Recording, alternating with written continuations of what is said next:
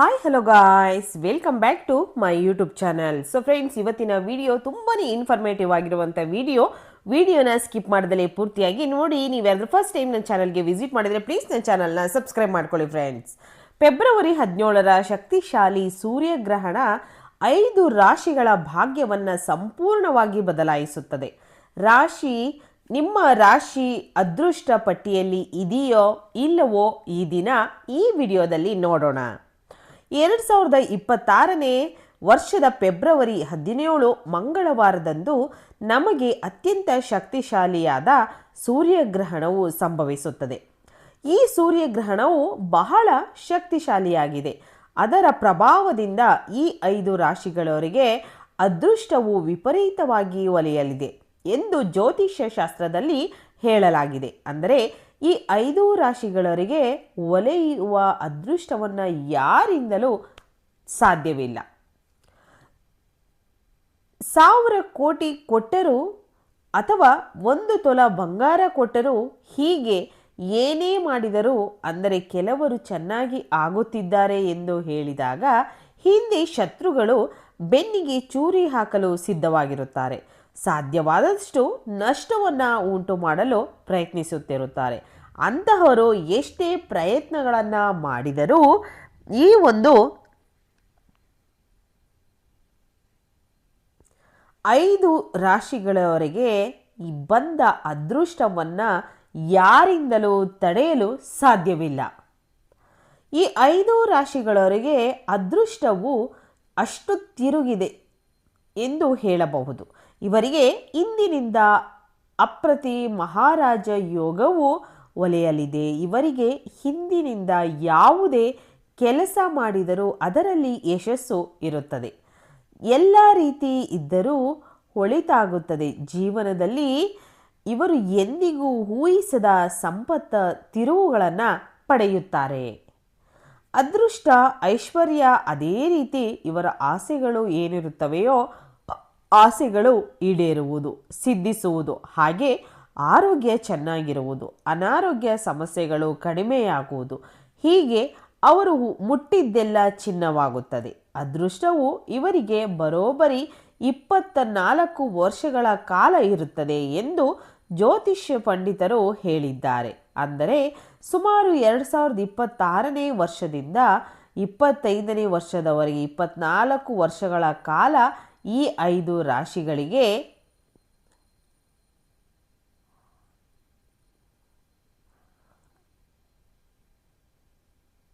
ಯಾರಿದ್ದಾರೋ ಅಂಥವರಿಗೆ ಅದೃಷ್ಟವು ವಿಪರೀತವಾಗಿ ಇರುತ್ತದೆ ಎಂದು ಹೇಳಬಹುದು. ಈ 5 ರಾಶಿಗಳು ಯಾವುದು, ಹಾಗೆ ಇವರು ಏನು ಮಾಡಬೇಕು, ಏನು ಮಾಡಬಾರದು ಎಂಬುದನ್ನು ತಿಳಿಯೋಣ. ನಿಮಗೆ ಲಾಭವೇ ಹೊರತು ಯಾವುದೇ ನಷ್ಟವಿರುವುದಿಲ್ಲ.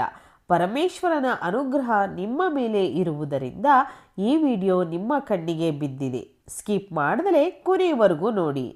ಫೆಬ್ರವರಿ 17 ಮಂಗಳವಾರ ಸೂರ್ಯಗ್ರಹಣವು ಸಂಭವಿಸುತ್ತದೆ. ಈ ಗ್ರಹಣ ರಾಹುಗ್ರಸ್ತ ಗ್ರಹಣ ಎಂದು ಕರೆಯುತ್ತಾರೆ. ಧನಿಷ್ಠ ನಕ್ಷತ್ರದ 4ನೇ ಪಾದದಲ್ಲಿ ಅಮಾವಾಸ್ಯೆಯ ದಿನದಂದು ಬರಲಿದೆ. ಸೂರ್ಯಗ್ರಹಣ ಸಂಭವಿಸುವ ಸಮಯ ಮಧ್ಯಾಹ್ನದ ನಂತರ 17 ಮಧ್ಯಾಹ್ನದ ನಂತರ 3:26ರಿಂದ 7:57ರವರೆಗೆ ಗ್ರಹಣ ಇರುತ್ತದೆ. ಸುಮಾರು 4 ಗಂಟೆಗಳ ಕಾಲ ಗ್ರಹಣ ಇರುತ್ತದೆ. ಗ್ರಹಣದ ಸಮಯ ಇದು. ಗ್ರಹಣವನ್ನು ರಾಹುಗ್ರಸ್ತ ಗ್ರಹಣ ಎಂದು ಕರೆಯುತ್ತಾರೆ. ಧನಿಷ್ಠ ನಕ್ಷತ್ರದ 4ನೇ ಪಾದದಲ್ಲಿ ಗ್ರಹಣವು ಪ್ರತಿ ವರ್ಷ ಬರುತ್ತದೆ, ಹಾಗೆಯೇ ಹೋಗುತ್ತಲೇ ಇರುತ್ತದೆ. ಒಂದು ವಿಶೇಷ ಇರುತ್ತದೆ. ಯುಗಾದಿ ಮೊದಲು ಶಿವರಾತ್ರಿಯ ನಂತರ ಬರುವ ಅಮಾವಾಸ್ಯೆಯ ದಿನ ಸೂರ್ಯಗ್ರಹಣ ಬರಲಿದೆ. ನಮಗೆ ಭಾರತದಲ್ಲಿ ಈ ಸೂರ್ಯಗ್ರಹಣ ಕಾಣಿಸುವುದಿಲ್ಲ.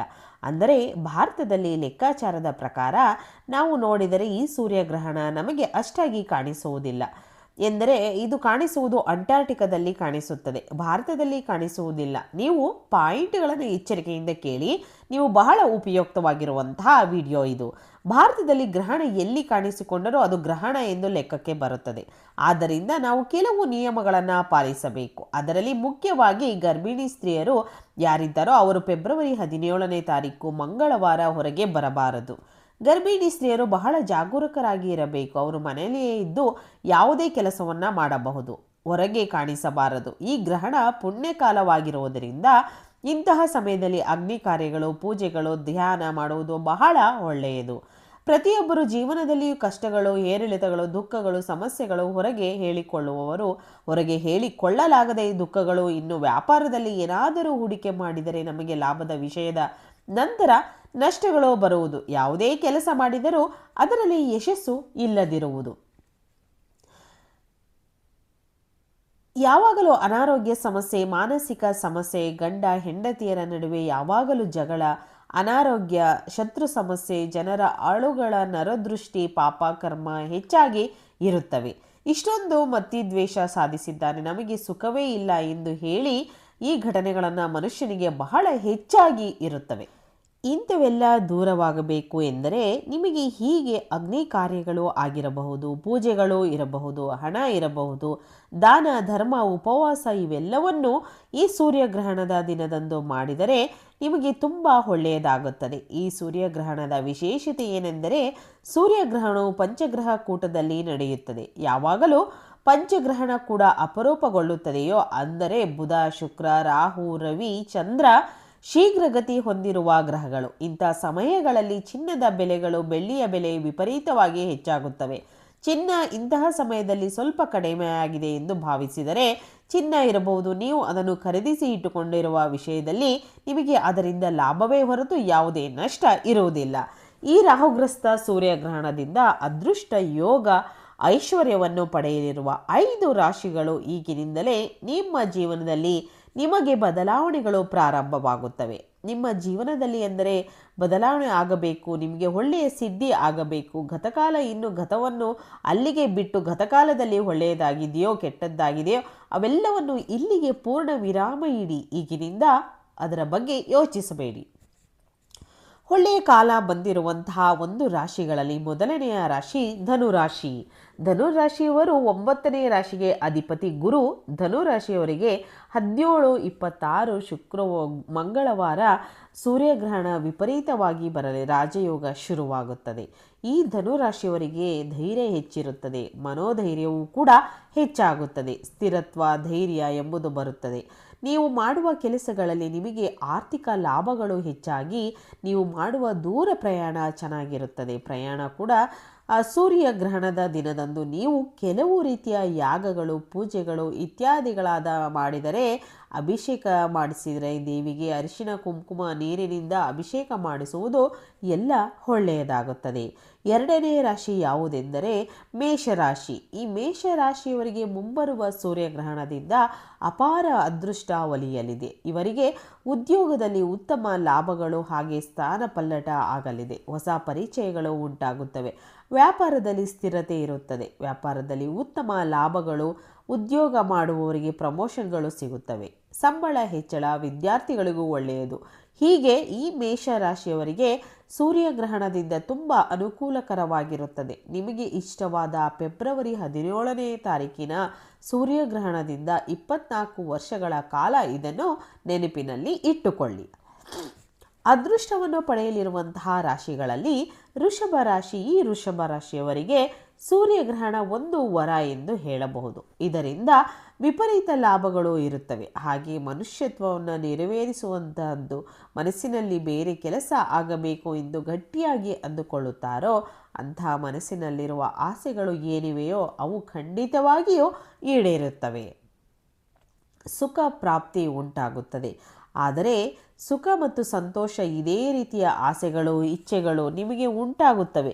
ನೀವು ತುಂಬ ಸಂತೋಷವಾಗಿರುತ್ತೀರಿ. ವ್ಯಾಪಾರದಲ್ಲಿ ಅಭಿವೃದ್ಧಿ ಇರುತ್ತದೆ. ವ್ಯಾಪಾರದಲ್ಲಿ ಉತ್ತಮ ಲಾಭ ಗಳಿಸುವುದು, ಹಾಗೆ ನೀವು ಮಾಡುವ ಉದ್ಯೋಗಗಳಲ್ಲಿ ಉತ್ತಮ ಲಾಭ ಗಳಿಸುತ್ತೀರಿ. ವಿದ್ಯಾರ್ಥಿಗಳಿಗೆ ಹೀಗೆ ಎಲ್ಲ ರೀತಿಯ ಕಲೆಗಳಲ್ಲಿರುವವರು ಕೂಡ ಈ ವೃಷಭ ರಾಶಿಯವರಿಗೆ ಮುಟ್ಟಿದ್ದೆಲ್ಲ ಚಿನ್ನವಾಗುತ್ತದೆ.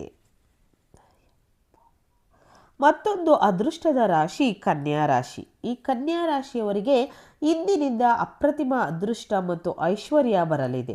ನೀವು ಮುಖ್ಯವಾಗಿ ಶತ್ರುಗಳ ಮೇಲೆ ವಿಜಯವನ್ನು ಸಾಧಿಸುತ್ತೀರಿ. ಅಂದರೆ ಶತ್ರುಗಳು ಯಾರಾದರೂ ನಿಮಗೆ ಇರುತ್ತಾರೆ. ಅವರು ನಿಮ್ಮನ್ನು ಹೇಗಾದರೂ ನಾಶಪಡಿಸಬೇಕು, ನಿಮಗೆ ನಷ್ಟಗಳನ್ನು ಉಂಟು ಮಾಡಬೇಕು ಎಂದು ಹೇಳಿ ನಿಮ್ಮೊಂದಿಗೆ ಚೆನ್ನಾಗಿದ್ದರೂ ಕೂಡ ಹಾಗೆ ಬಹಳಷ್ಟು ನಿಮಗೆ ನಷ್ಟಗಳನ್ನು ಉಂಟು ಮಾಡುತ್ತಿರುತ್ತಾರೆ. ನಿಮ್ಮ ಪತನವನ್ನು ಬಯಸುತ್ತಿರುತ್ತಾರೆ. ಅಂತಹವರು ಯಾರಿದ್ದಾರೋ ಅವರೆಲ್ಲರ ಆಸೆಗಳು ಎಂದಿಗೂ ಈಡೇರುವುದಿಲ್ಲ. ಅವರಿಗೆ ಭಿನ್ನವಾಗಿ ನೀವು ಯಾವಾಗಲೂ ಸಂತೋಷವಾಗಿರುತ್ತೀರಿ. ಹಾಗೆ ಶತ್ರುಗಳ ಮೇಲೆ ವಿಜಯವನ್ನು ನೀವು ಸಾಧಿಸುತ್ತೀರಿ. ಇನ್ನು ಹಲವು ವರ್ಷಗಳಿಂದ ನಿಮ್ಮನ್ನು ಕಾಡುತ್ತಿರುವಂತಹ ಸಮಸ್ಯೆಗಳೆಲ್ಲವೂ ಇಂದಿನಿಂದ ನಿಮಗೆ ಸಂಪೂರ್ಣವಾಗಿ ದೂರವಾಗುತ್ತವೆ. ಹಾಗೆಯೇ ನಿಮಗೆ ಮನೋಬಲವು ಹೆಚ್ಚಾಗುತ್ತದೆ.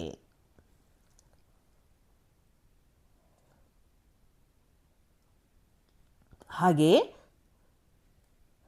ಆರೋಗ್ಯದಲ್ಲಿಯೂ ಸ್ಥಿರತೆ ಇರುತ್ತದೆ. ಅಲ್ಲದೆ ಶುಭವಾಗುವ ಸಾಧ್ಯತೆಗಳು, ಶುಭ ಕಾರ್ಯಗಳು ನಡೆಯುವ ಸಾಧ್ಯತೆ. ಕನ್ಯಾ ರಾಶಿಯವರಿಗೆ ನಿಮಗೂ ಇಂದಿನಿಂದ ಹಿಡಿದಿದ್ದೆಲ್ಲ ಚಿನ್ನವಾಗುತ್ತದೆ. ನೀವು ಕೂಡ ಸೂರ್ಯಗ್ರಹಣದಿಂದ ಅಮ್ಮನವರ ಅಭಿಷೇಕ ಮಾಡಿಸುವುದು, ಅರಿಶಿನ ಕುಂಕುಮ ನೀರಿನಿಂದ ಅಭಿಷೇಕ ಮಾಡಿಸಿದರೆ ಹಾಲು ಮೊಸರಿನಿಂದಲ್ಲ, ಅರಿಶಿನ ಕುಂಕುಮದಿಂದ ಅಭಿಷೇಕ ಮಾಡಿಸಿ.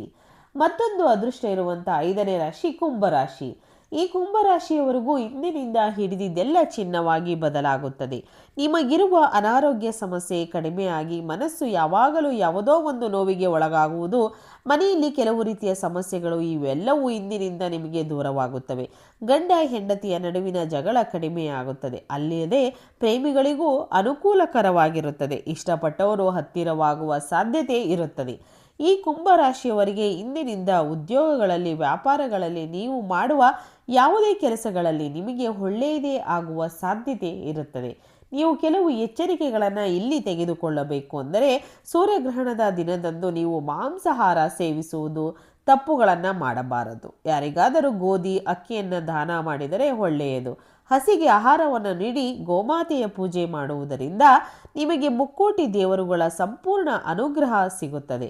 ಅಲ್ಲವೇ ನಿಮಗೆ ಬ್ರಾಹ್ಮಣರು ಯಾರಾದರೂ ಹತ್ತಿರದಲ್ಲಿದ್ದರೆ ಅವರಿಗೆ ಕಪ್ಪು ಎಳ್ಳು ದಾನ ಮಾಡಿ, ಕಪ್ಪು ಎಳ್ಳು ಅರ್ಧ kg 1 kg ಎಳ್ಳು ಖರೀದಿಸಿ ಕಪ್ಪು ಬಟ್ಟೆಯಲ್ಲಿ ಎಳ್ಳನ್ನು ಕಟ್ಟಿ ಯಾರಾದರೂ ಬ್ರಾಹ್ಮಣರಿಗೆ ದಾನ ಮಾಡುವುದರಿಂದ ನಿಮ್ಮ ಜಾತಕದಲ್ಲಿರುವ ಶನಿದೋಷ ಸಂಪೂರ್ಣವಾಗಿ ನಿವಾರಣೆಯಾಗುತ್ತದೆ. ಅದೃಷ್ಟ ಬರುತ್ತದೆ. ಈ ದಿನ ಮಾಂಸಾಹಾರ ಸೇವಿಸಬೇಡಿ. ಓಕೆ, ತಪ್ಪದೆ ದೀಪಾರಾಧನೆ ಮಾಡಬೇಕು. ನಿಮ್ಮ ಹತ್ತಿರ ದೇವಾಲಯ ಅಥವಾ ಅಮ್ಮನವರ ದೇವಾಲಯ ಇದ್ದರೆ ಅಭಿಷೇಕ ಮಾಡಿದರೆ ತುಂಬ ಒಳ್ಳೆಯದು. ಅಮ್ಮನವರಿಗೆ ಕುಂಕುಮ ಅರಿಶಿಣದ ಅಭಿಷೇಕ ಮಾಡಿಸಿ ನಿಮ್ಮ ಯಾಗಗಳನ್ನು ಮಾಡಿದಷ್ಟು ಪುಣ್ಯ ಫಲ ಸಿಗುತ್ತದೆ. ಅಶ್ವಮೇಧ ಯಾಗವನ್ನು ಪುಣ್ಯ ಸಿಗುತ್ತದೆ. ಈ ನಿಯಮಗಳನ್ನು ನೀವು ಆಚರಿಸಿ ರಾಶಿಗಳವರಿಗೆ, ಅಂದರೆ ಫೆಬ್ರವರಿ 17 ಸೂರ್ಯಗ್ರಹಣದಿಂದ ಎಲ್ಲ ರಾಶಿಗಳಿಗೂ ಒಳ್ಳೆಯದೇ ಆಗುತ್ತದೆ. ಎಲ್ಲ ರಾಶಿಯವರಿಗೂ ತಿಳಿಸುವುದೇನೆಂದರೆ, ಮನೆ ದೇವರನ್ನು ಸ್ಮರಿಸಿ ಭಕ್ತಿಯಿಂದ ಪೂಜೆಯನ್ನು ಮಾಡಿ ನಿಮ್ಮ ಕಷ್ಟಗಳೆಲ್ಲ ನೀರಾಗಿ ಕರಗಿ ಹೋಗುತ್ತದೆ. ವೀಕ್ಷಕರೇ, ಇವತ್ತಿನ ಈ ಎಲ್ಲ ಮಾಹಿತಿಗಳು ನಿಮಗೆ ಇಷ್ಟ ಆಗಿದೆ ಅಂತ ನಾನು ಭಾವಿಸ್ತೀನಿ. ಇಷ್ಟ ಆಗಿದ್ರೆ ಈ ಚಾನಲ್ನ ಸಬ್ಸ್ಕ್ರೈಬ್ ಮಾಡ್ಕೊಳ್ಳಿ, ಲೈಕ್ ಮಾಡಿ, ಹೆಚ್ಚೆಚ್ಚು ಶೇರ್ ಮಾಡಿ. ಇವತ್ತಿನ ಈ ವಿಡಿಯೋನ ಇಲ್ಲಿಗೆ ಮುಗಿಸ್ತಾ ಇದ್ದೀನಿ. ಮತ್ತೆ ಇನ್ನೊಂದು ಹೊಸ ವಿಡಿಯೋ ಜೊತೆ ಬರ್ತೀನಿ. ಅಲ್ಲಿವರೆಗೂ ನಿಮಗೆಲ್ಲರಿಗೂ ಕೂಡ ಧನ್ಯವಾದಗಳು.